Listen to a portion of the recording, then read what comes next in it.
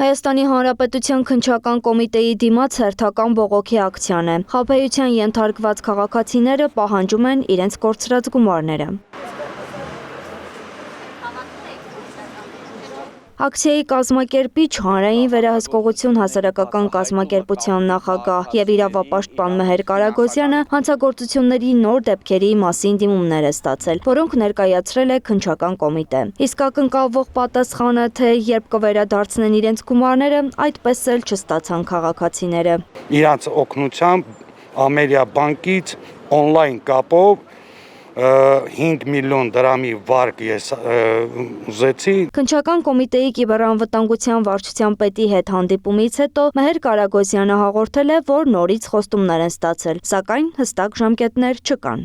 Մենք այստեղից չենք գնալու եւ այս պահից սկսած հայտարարում ենք նստացույց, մինչեւ մենք չլսենք ժամկետները։ Այս պահից սկսած մինչեւ աշխատանքային ժամի ավարտը հայտարարում ենք նստացույց եւ նստացույցերը կշարունակվեն, եթե հստակ օր եւ ժամկետ չնշվի։